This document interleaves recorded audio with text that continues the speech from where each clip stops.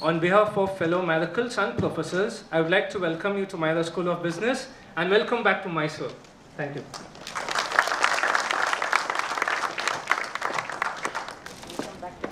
Thank you.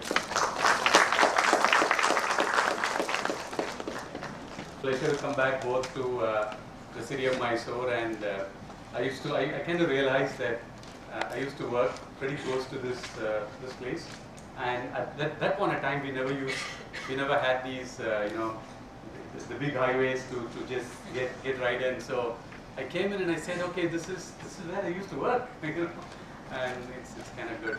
Yeah. What do you want to talk about today? Research gave me some pointers in terms of, she asked me to talk about my personal career journey. She wanted to talk about the Amazon journey, both global as well as Indian. What kind of career opportunities we have? What does Amazon look in terms of candidates for attitude, skill sets? Who makes it in Amazon? What it takes to be an Amazonian?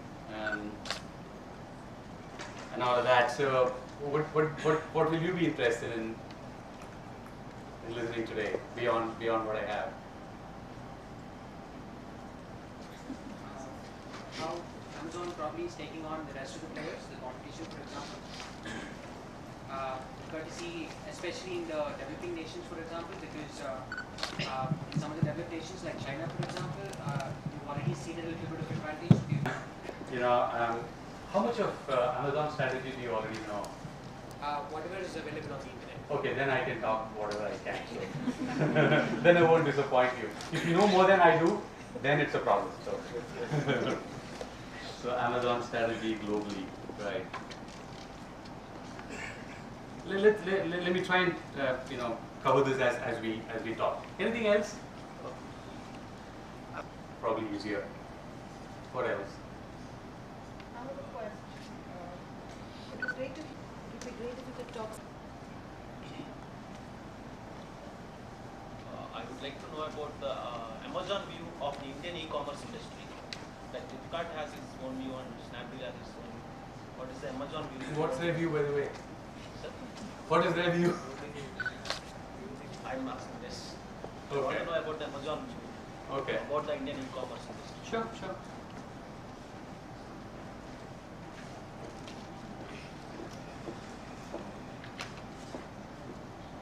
Two questions. One question, Amazon is one of the biggest players in cloud services offering. So give us some insights about that. The second question, kindly throw some insights about e-commerce bubble. Is it real or? What do you think? Point of time. Some point in time it will break. We keep each of us guessing, about 5 years there. So for me, it's more important. It's my bread and butter. So I hope it's not a bubble, and I hope it doesn't break. So yeah, I'll take that.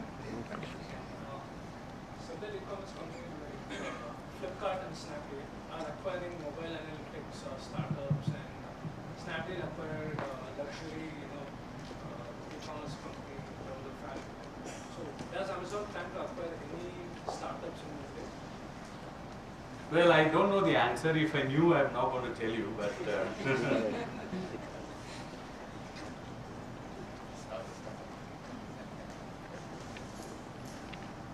the answer to the earlier question still holds. I still need to keep my job. Yeah. How well is Amazon using social media for, let's say, listening? One more. Somebody else put your hand up. So.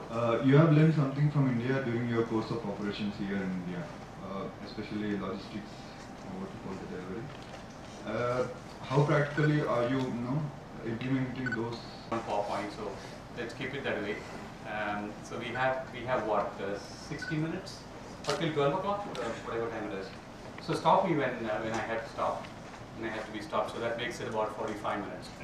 What I try and cover a bunch of what you have all asked. I want to. By 2010, we kind of realized that it's okay, Indian market. and the foreign direct investments and all of that is a long drawn process. Any other company or any other country, we would have probably said this is not for us, and we would have probably walked out of this. And it took us, several meetings with lawyers. Any of you worked with legal function before in your day jobs before you started working?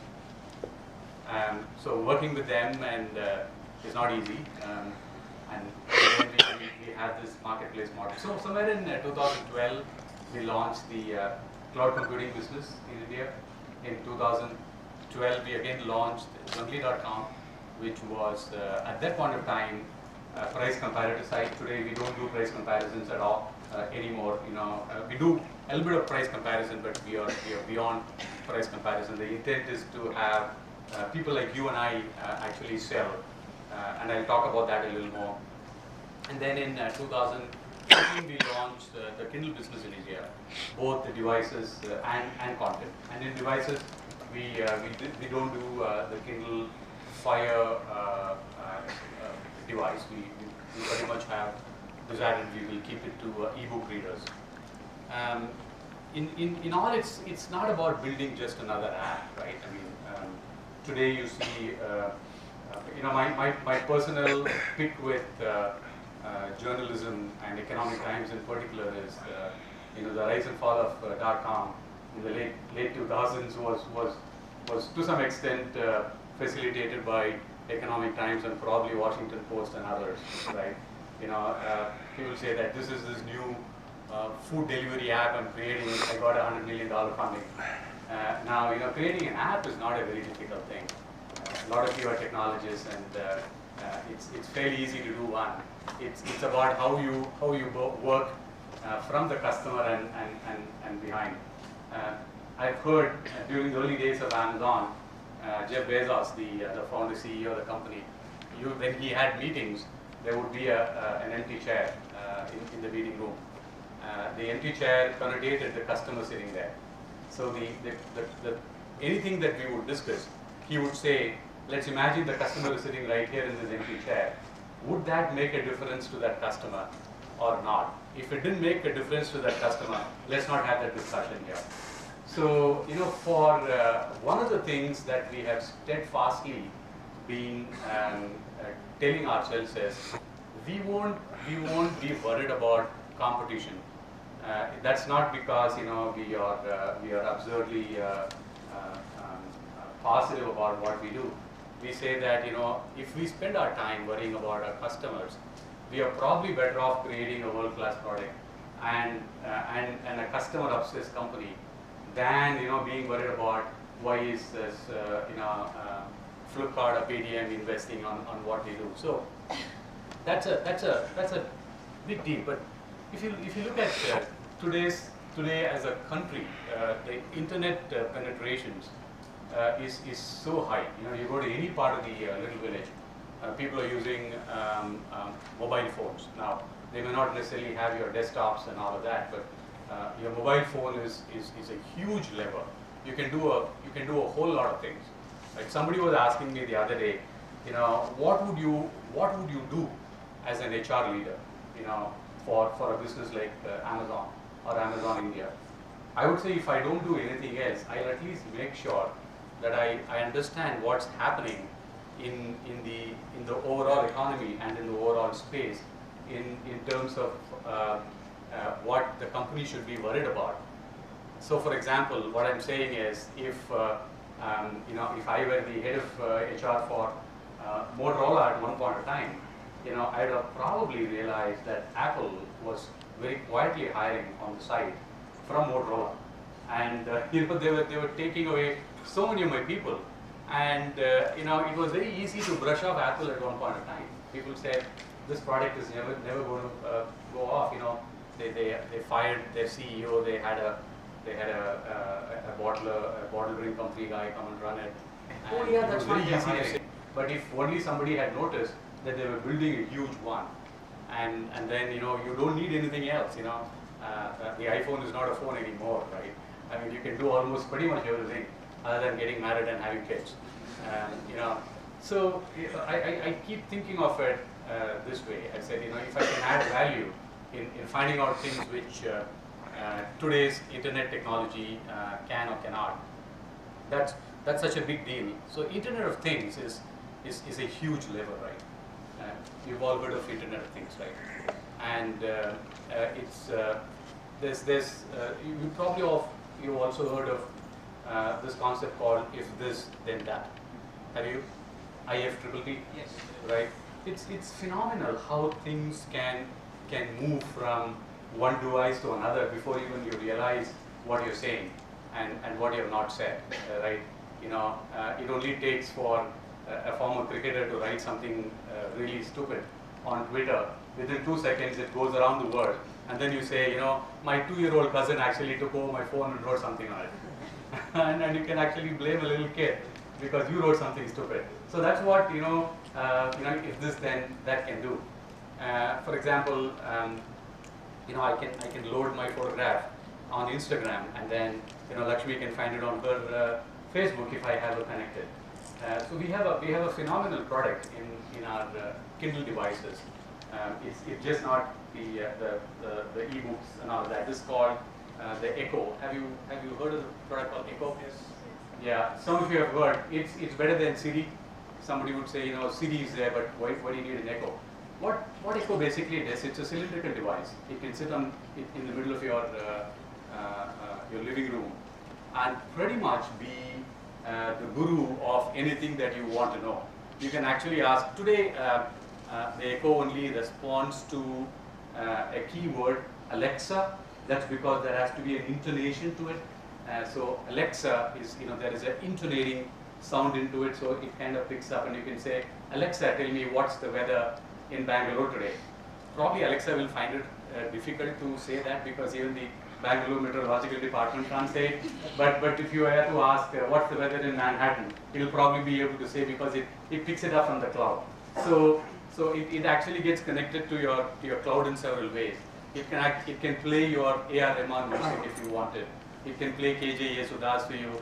It can talk of what's happening right now in the cricket match in Brisbane. What's happening between New Zealand and Australia and all of that. So there is this huge connectivity that goes on. But as far as Amazon is concerned, we keep our strategy very simple. We talk of it as 3 pillars, right? The first pillar is what we call obsession to customers. For a long time, from the time we were a very small company, we basically said we will believe the customer. So even today, we write off several hundreds of millions of dollars on what other companies would think of as fraud. It's not as though we have a bad business model that people can fraudulently take us for a ride, but we basically believe that a genuine customer should not be targeted for somebody who's not genuine. So even if it means we spend a few $100 million, and it's not a small chunk of money, we will still do that. And we will start everything from the customer and end with the customer. That's one of our big pillar. The second big pillar is we talk of innovation. And when we talk of innovation, we don't want to talk about what platform we want to be on, what language we want to be writing our codes on, what new technology we are acquiring. We say that we want to innovate on behalf of the customer. So what is going to be easy for the customer? And there are several examples from India. One of you asked what can be examples we can take from India. Several of them. We are now doing, it's no more a pilot, it's more than a pilot. It's called the Kirana Now. Now, a lot of times people ask me, at least people used to ask me, now you run websites, it makes things cheap. So what happens to the mom and pop store? That's going to get killed, right? Now, oftentimes you can always give data. Now the data is, in the United States, if you take of a large country, and Europe too, you have organized retail at a certain number, and let's call it $100, and e-commerce is probably $2 out of that, and that's happened even after 20 years, and that will continue to happen here as well. But more than anything else, what we are trying to think of here is how do you make sure that you can actually take leverage. See, today people, we realized one day that, you can buy your 50 rupee worth Colgate Palmolive shaving cream online, right?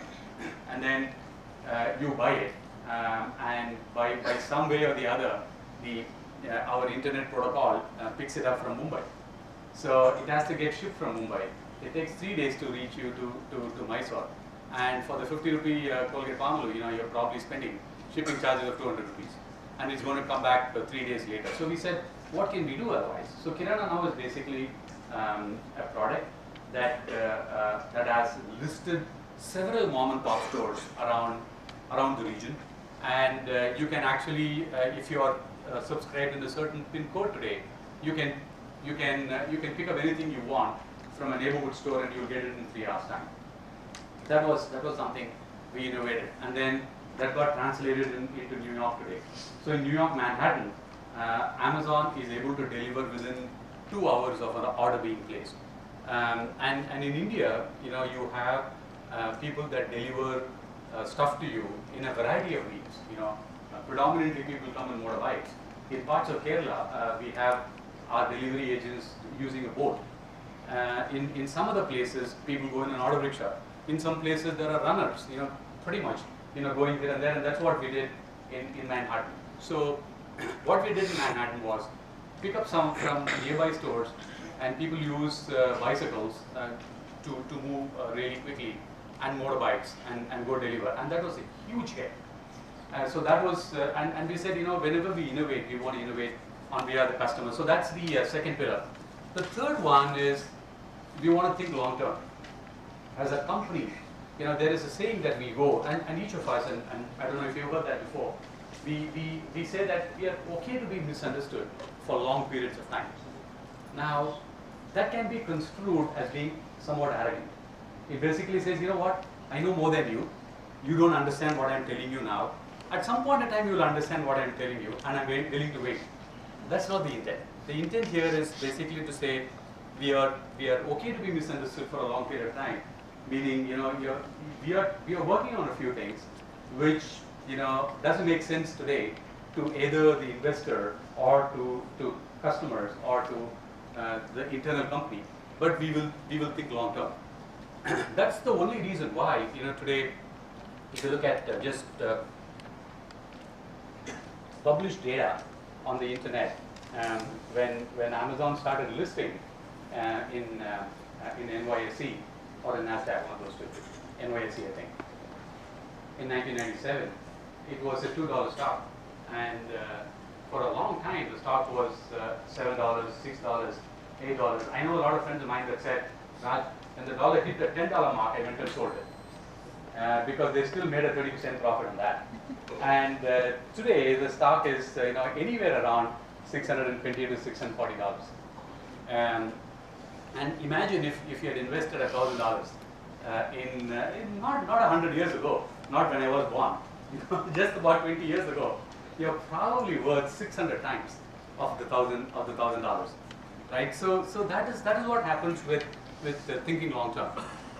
And somebody talked about Amazon global strategy, right? Let me try and see if I can. I never thought I was going to use this at all, but let me try and see if I can use this and make.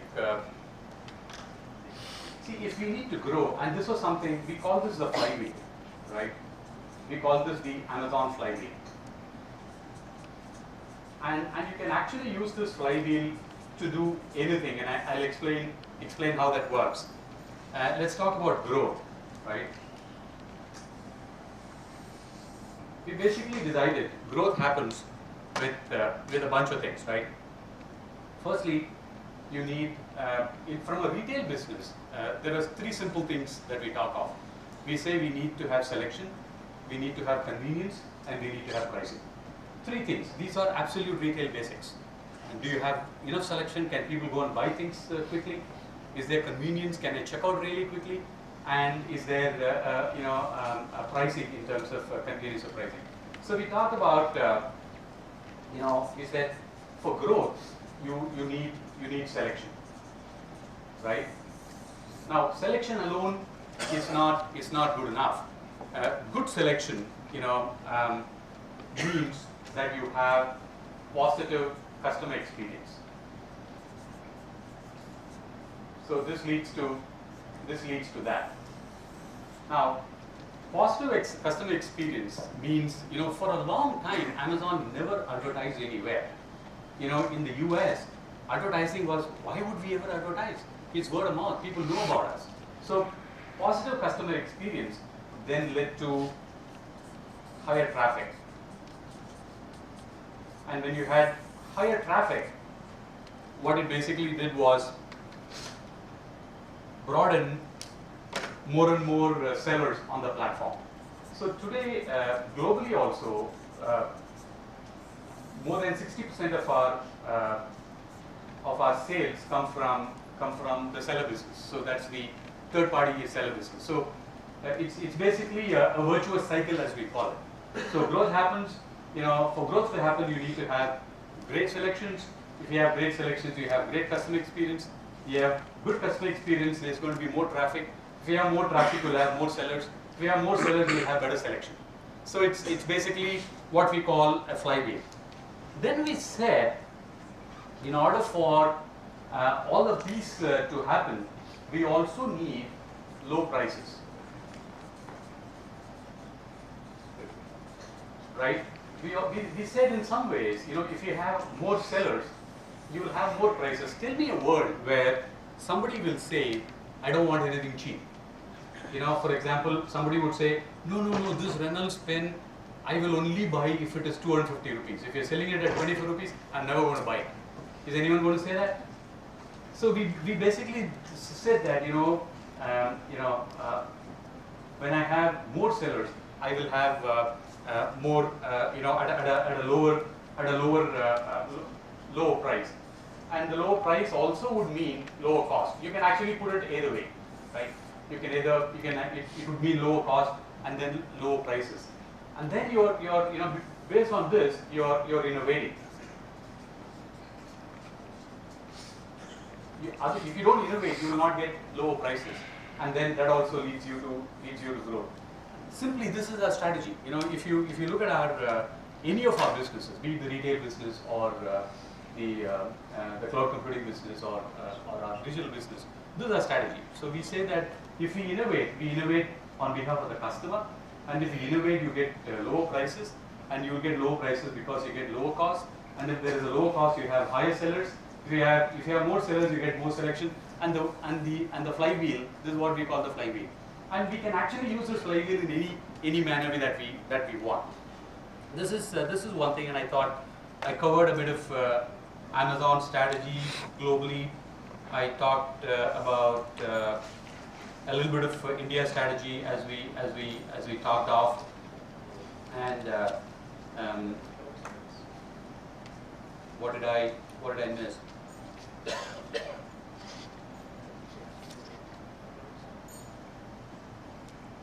Obviously, because I don't know, and even if I knew, I can't answer.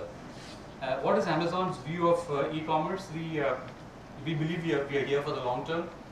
We have a marketplace today, and it will be a lot better if we could invest directly into the country.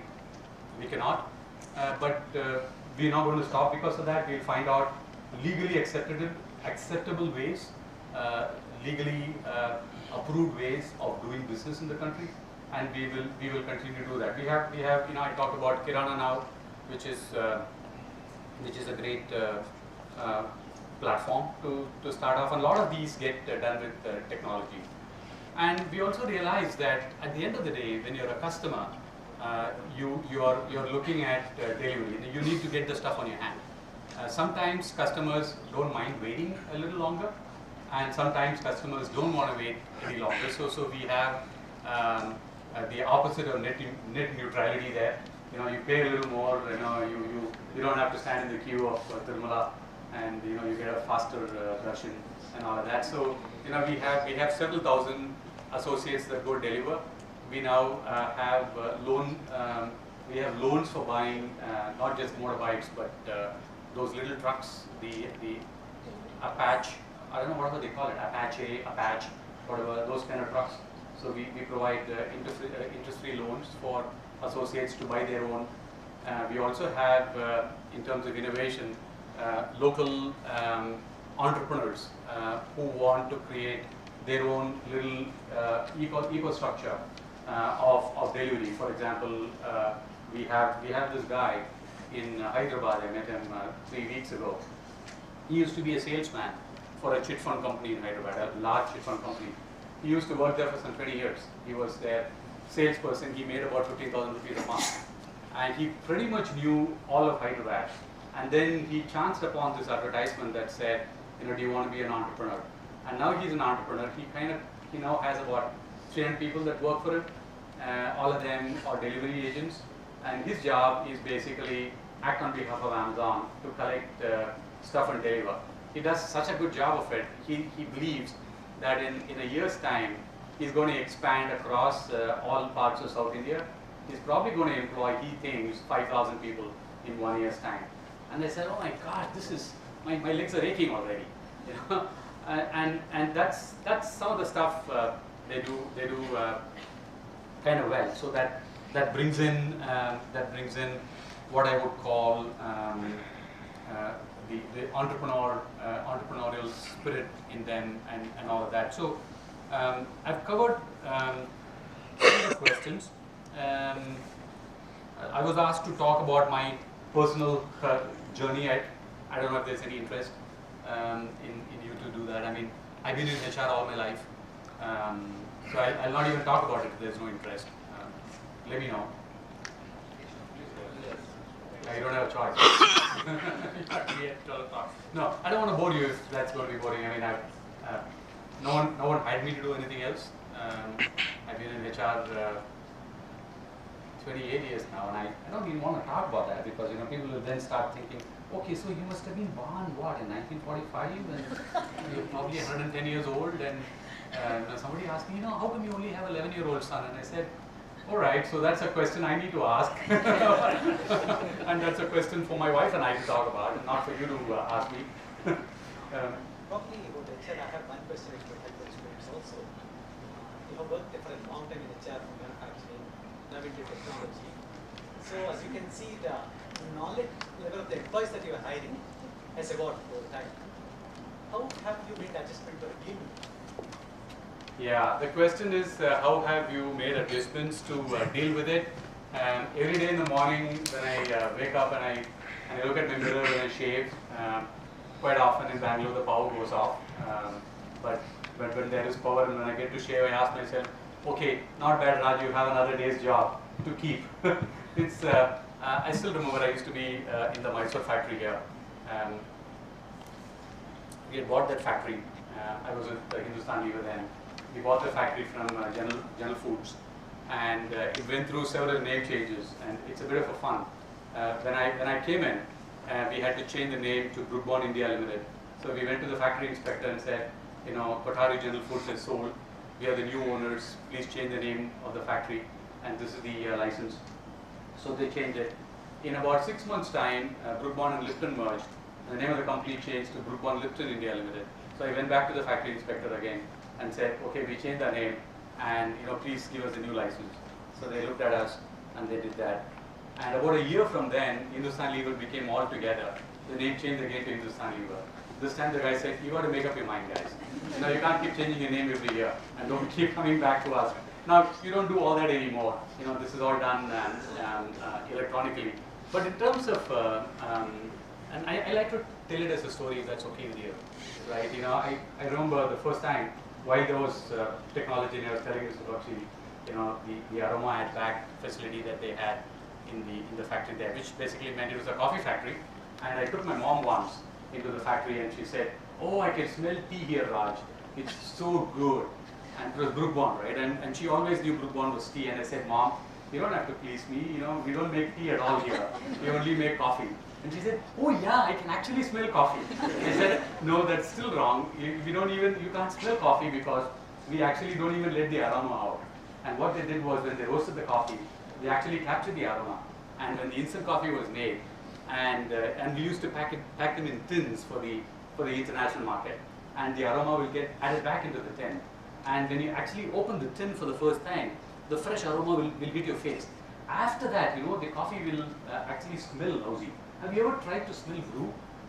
You'll never drink it after that. Just the crystals, it actually smells lousy, till you add hot water into it. So, in spite of all that technology, information sciences were really, really poor. We used to have huge sheets of paper that a typist would type, and then you would send it out. And suddenly one day, we had email connection in our office.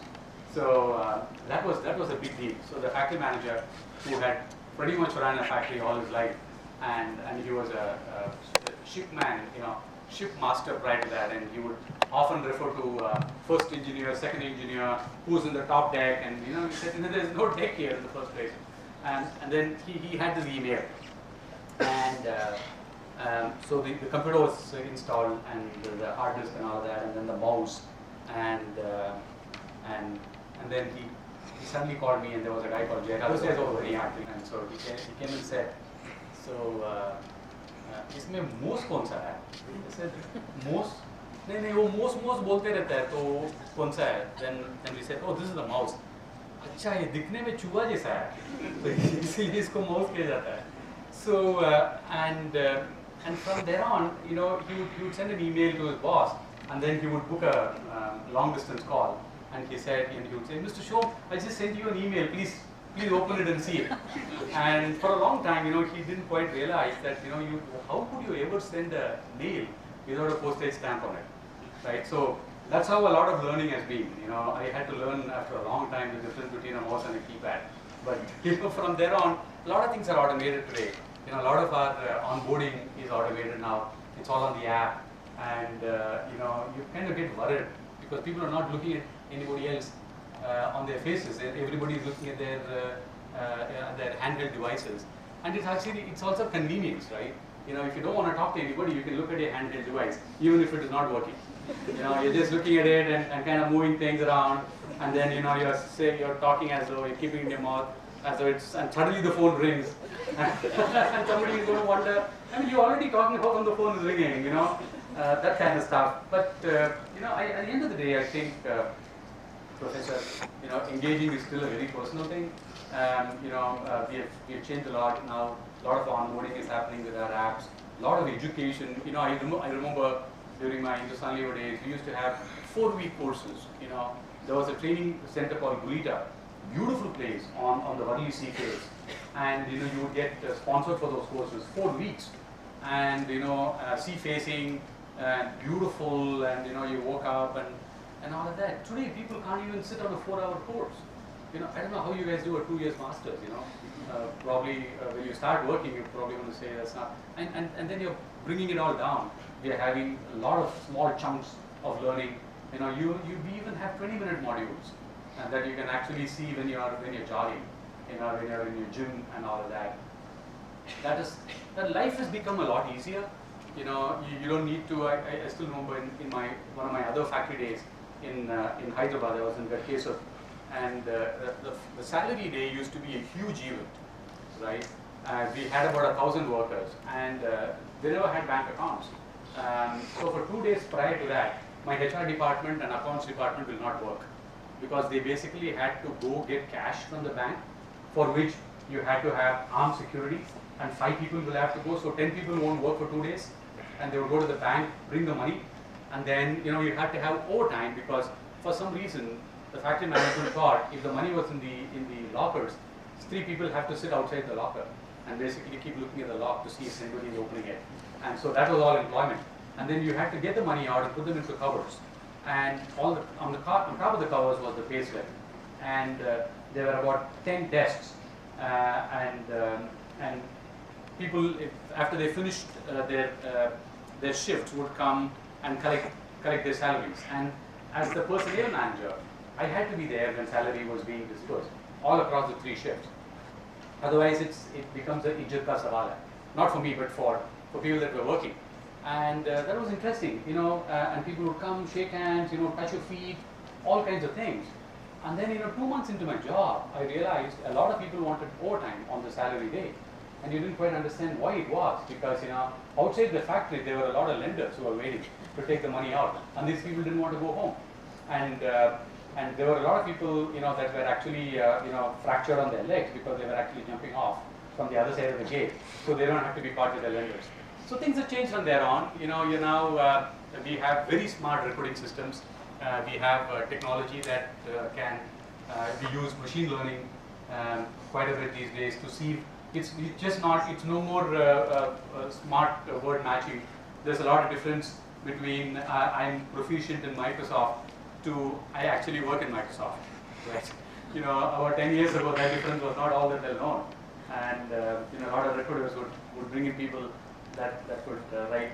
During the early 2000s, anybody that could spell Oracle properly were hired, and if you actually spelled it wrong, you were trained, so you could actually spell it right and then be hired again.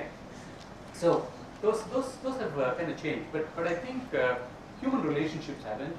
The other day I was called to witness an event in an institute which I never knew. It was called the Institute of Vedic Sciences or something like that. I probably got Vedic Sciences wrong. It's in Devanahalli. You go there and they have some awesome courses. 2-day full of courses on J. Krishnamurti's teaching, and there were people there. I mean, there were 150 of them, and he said, those courses are getting filled really quickly, and many of them are students like you, who probably had a technology background and went to work for large tech companies. So I think the basics haven't changed. A lot of the way you do the delivery of that has kind of changed. I don't know if that makes sense. Yeah, that brings me to almost 10 minutes to closure. Happy to take any other. Is there any questions I missed? Cloud services inside. Somebody wanted to know about how we do cloud services. Now today, cloud services is a huge part of Amazon's overall global strategy. Up until 2 quarters ago, we aggregated all the financial results, and we did not tell which business made what kind of money. And suddenly we realized that makes sense. And the day we announced cloud services results separately, the stock price went up some 40%. And we didn't quite understand why it did. And then we realized, the market's really looking at us as a huge technology power. So today, AWS is big. A lot of nice stories. We have, we do work for small mom and pop stores to just go do $100 transaction of a month's usage to the White House, where we do a lot of work for the US government and all of them. So that's a big deal. As far as India is concerned, we use the clouds. We don't have a data center in India yet. We use data centers from Singapore, Dublin, Sydney, but we have a large footprint of customers in India for cloud. That's a big one for us. Somebody asked about the digital side, and now people continue to prefer reading books, but people also like the convenience of the Kindle. I love my Kindle. It's fantastic. It doesn't still give the smell of the book. The old or the bad, old or the new book smell is still not there, but it's beautiful. It downloads really quick. That's a big strategy for us world over. We kind of bombed with the Fire phone. Mistakes you learn from. You often don't get everything right. Bezos very nicely put it. He said that it's actually not a bad feeling to say that I had a $1 billion experiment that failed. And how many people can say that I can do a $1 billion experiment and still fail with it? But we learned a lot. Echo is a fantastic product. People love it. The other day I was talking to a friend of mine who actually who has his parent, one of his parents who's Alzheimer's affected, and he lives somewhere else. And he basically programs Alexa to tell, to basically remind when he has to take his pills. So at an appointed time, Alexa wakes up and says, Mr. Gregory, this is time for your pill now.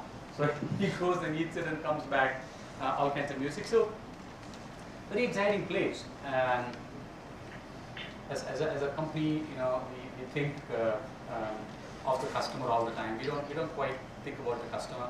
So about the competition, we don't even talk competition, even in our internal reviews. Sometimes newspapers carry a lot more than they need to, but we want to be focused with what we want to do. Is space travel the next? That's Mr. Bezos' personal passion. The question was, is space travel the next one? That's not Amazon's money. It's his own personal money. And somebody was saying the other day, when he bought Washington Post, he said, his wife actually called him and said, Jeff, on your way back, why didn't you buy Washington Post and come? He actually misunderstood it. She actually wanted to buy the newspaper and he went and bought the company. But if you are, if you have your personal, yeah, it was quite cheap, $250 million. So you'd have probably given it out of his credit card. But he's a very humble man. Very humble man. I met him several times, and not often do you get to meet the global CEO of the company. He was here in India September, October last year. I hosted all hands with him. And then, just this past month, we were for our next year's planning meeting. Basically went to ask for money, and we asked for a lot of money. I cannot tell you how much, but it was a 3-hour meeting, Bezos and a lot of his people. Not once was there a question about. I hosted all hands with him, and then just this past month, we were for our next year's planning meeting. Basically went to ask for money, and we asked for a lot of money. I cannot tell you how much, but it was a 3-hour meeting, Bezos and a lot of his people. Not once was there a question about why are you spending this money, and tell me when is the return on investments, when are you going to come back. They were including the chief financial officer of the company and several CFOs of other businesses in there. We never got challenged about, is the money spent in the right way. We were actually challenged, is this good enough or you want more? So the company thinks long term, and we are very pleased that we have a trust. We want the trust of the company to do that. Are you going to add the smell of the book to your table? Because now you have the second flavor.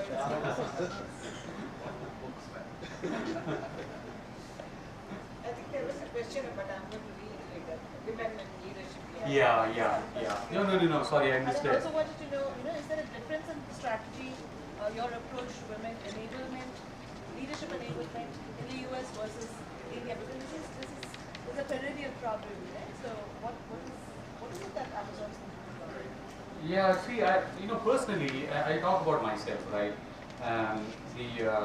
The group that I'm the advisor of, I'm on the advisory board actually. It's called the Forum for Women in Leadership. It doesn't make a lot of profits, but the person that runs it is very, very passionate. If she's here one of these days, you'll probably want to spend some time with her. Her name is Poonam Barua, and she's probably the most. I told her in the face,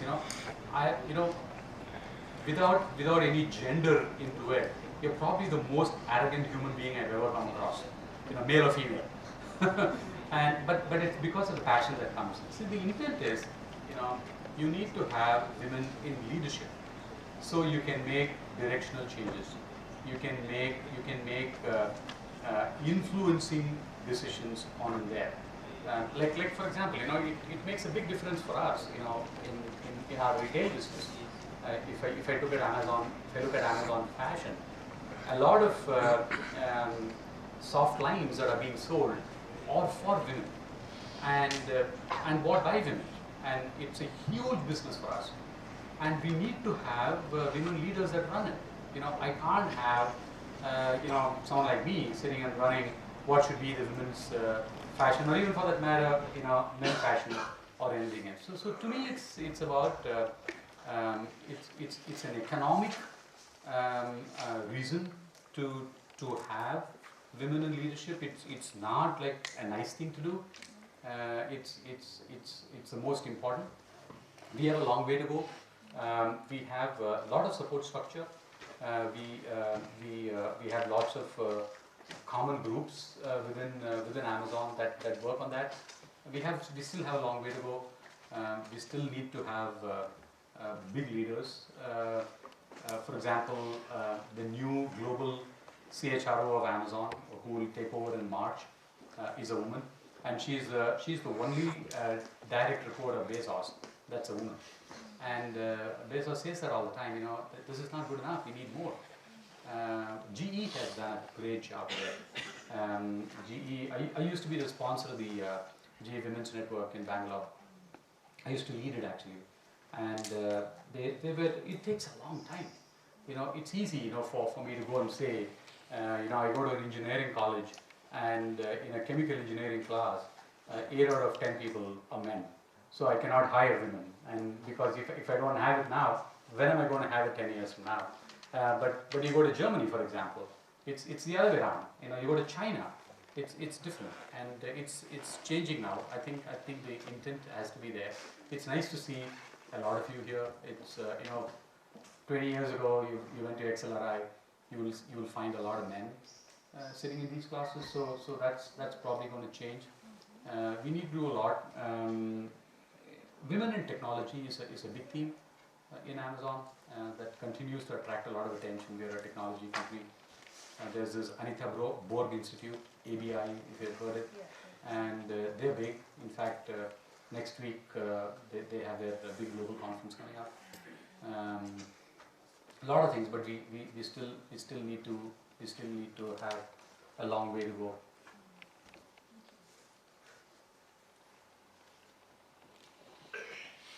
What are the figures for Amazon in India now? I mean, as far as gender is concerned. It's an easy answer for me to just tell you, you know, 40%, yeah, 40% of women, you know, that's easy, and it's actually like a pyramid. It's really like a pyramid. The higher you go, the lower number of people that come in. I've done some very specific focus groups, both with data in terms of mathematical data and also verbatim.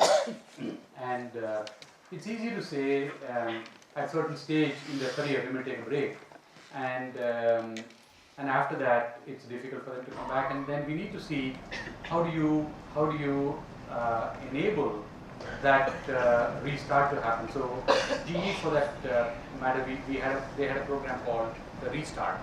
What it basically did was, if you're a researcher, you know, 5-10 years work experience, and you decided that you wanted to take a 3-4 year break to raise a family, and you want to come back, science has gone far away, right? I mean, further ahead. I mean, as you all teach, you're probably, you know, reading 8 hours to teach a 1 hour class, right? And that happens all the time. And we realized that, you know, when these people are coming back and interviewing with us, they were failing because science has moved on. And then we realized that, you know, we need to get them into a phase that will actually bring them up to speed in a few months of several years that they have lost. The good part about science is it's like cycling and swimming, right? You know, you don't forget them. You know, all you need to do is to go and relearn it a little more. So GE did that. They brought in people. They said first 3 months there are no objectives. There are no you're not going to get evaluated. Learn, be curious, do what you want. You know, being curious is another big thing. You know, you got to be curious about it. You know, about anything that happens. You know, I used to say in GE, a huge big building was being built, and you asked people, 8 out of 10 of them, they didn't even know what it was being built for. And I said, you know, you got to go at least ask what is there. You know, I still remember when the Tata Nano was being launched. They brought it to the research center, and there were about 500 of us, you know, trying to figure out what was in the car, and they had to really change it a lot of times. And today apparently it doesn't burn anymore. You know, it's being recorded. I don't know what I'm talking, but that's what curiosity is all about. I remember once somebody asked me, Raja, can you walk from this end of the hall to the other end and come back? And I said, why are you telling me to do that? No, why didn't you go walk? So I went, walked up and down and came back. And they said, we were actually transferring electricity wirelessly. We wanted to figure out if it was actually going to impact with a human being walking. And I said, what do you mean, guys? I don't want to die in this Niskayuna, right? He said, I don't even have an American citizenship. They won't even take my body back to India. So, but that's all about curiosity. And they were talking of, so you can actually make electricity in Alabama and send it to Coimbatore wirelessly. And how can you reduce prices and all of that? It was phenomenal. They actually built it up from their deep sea machinery that they were using for drilling, and they actually used wireless electricity to go several thousand feet under the seabed. So you can actually erect columns for them to be up there. So they were using that kind of technology. So curiosity is another big thing. So I kind of wandered off. I know I'm up on time, 5 minutes over, but if there's any last one question or something, I'm happy to take. To talk about career opportunities. Career opportunities on Amazon, yeah, I mean, it's easy. Go to our website. Look at Amazon.jobs. There are several of them. One of the things I was telling Ms. Bakshi was we need to start a relationship with internships. To my mind, internships is a way that students learn about Amazon as much as Amazon learns about the students. And we have a very, very high percentage of hires from interns. So we need to start working. I offered to your leadership. I'm happy to get my university relations team to come and talk to you and see how we can take that forward.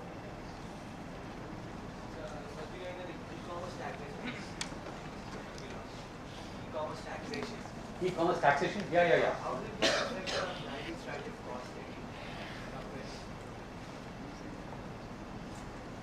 How is the taxation affecting it? Yeah. See, let me tell you this. E-commerce taxation is a simple thing.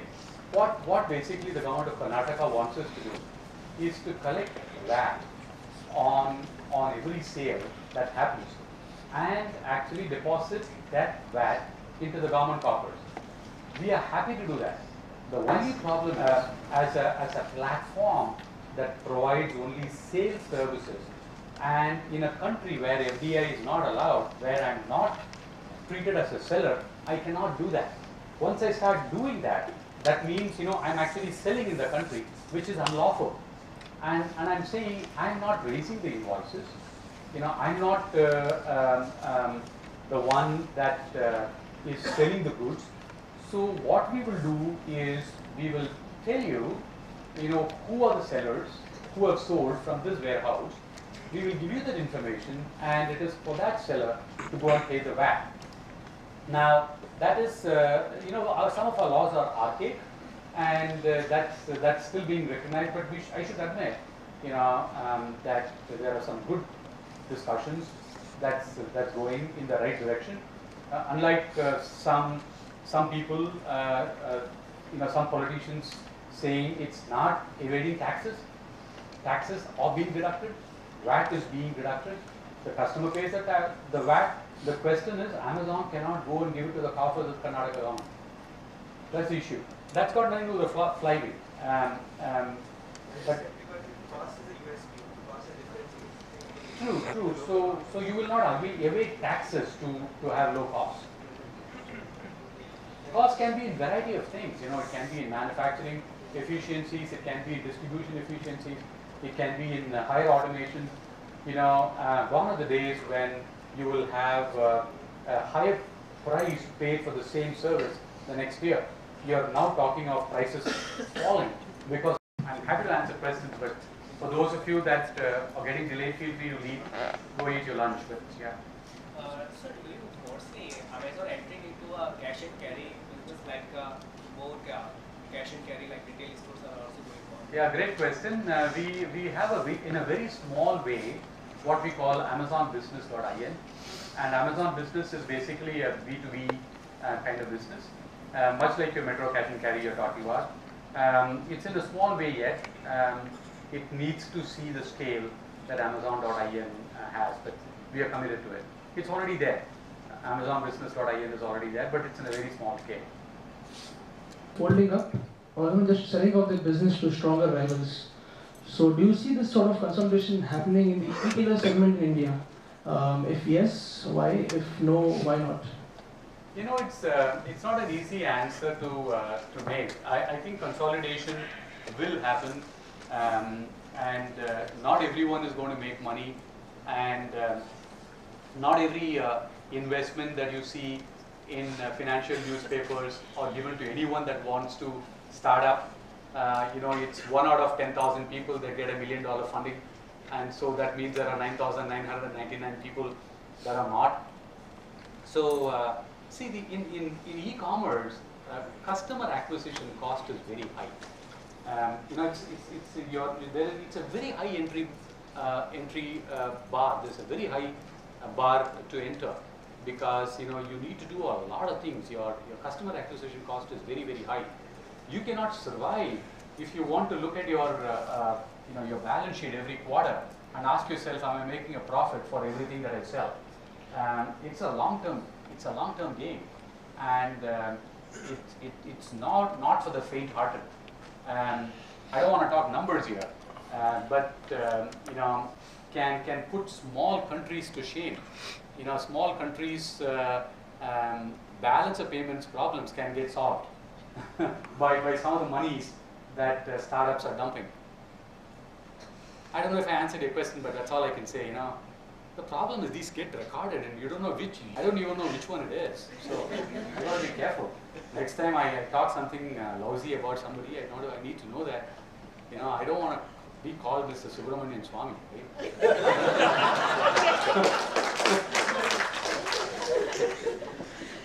Nobody's going to give me a British citizenship either. So.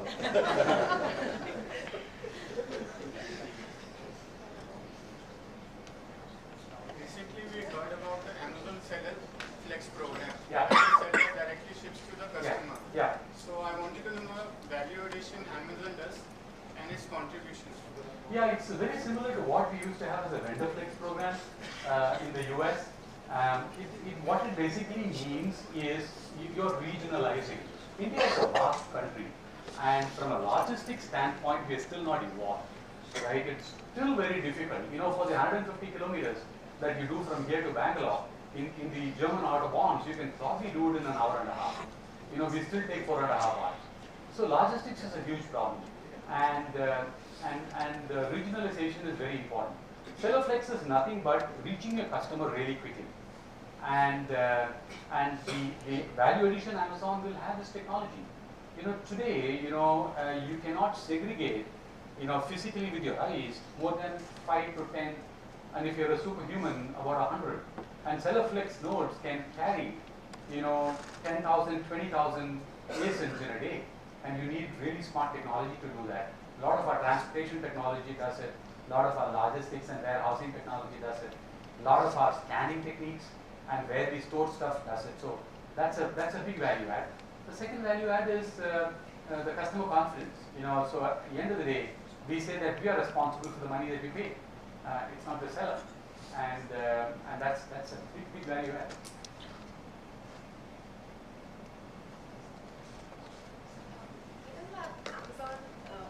I'll come to you next. Just beyond books. Amazon expanded its offering beyond just books, right? So e-commerce player in the country put together are selling. So and again, as an e-commerce marketplace, the intent is not just books. Books is the first one to get out. Will be as big as well. Soft lines, consumables are big. You don't know how much diapers we sell. If you go to one of our warehouses, several tens of thousands of square feet of space is consumed by diapers, and we say, okay, not bad to have babies, right? So yeah, it's not just book. Our middle name is respectfulness. We want to be respectful of people, and that's what I think we strive for. Our employees are as important as our customers for us. What do we look for? among the several companies I worked in, we really follow the leadership principles that we have, the 14 of them, which is there on the website for you to see, and we use that all the time. So if we have a question that we cannot solve, we actually go back to our leadership principle and say, can we reference it to make decisions, which is where it becomes relevant. For example, one of the things that we talk about within us is we are okay to step on each other's foot, which is actually the opposite of what we generally say. I don't want to step on your foot. We are saying we are okay to step on each other's foot as long as it makes a difference to the customer. So some people don't understand the second part of it. They say, okay, show me your foot, I'll step on it. That's not the intent, right? Difference to the customer. We are okay to be socially incohesive. We don't try to bring forth cohesiveness. Yet it doesn't mean we are fighting with each other all the time. We are a very fun workplace, and we also have fuse walls. We don't have free food. We don't have other things, but we are as cohesive as we want to be, and we live by our leadership principles.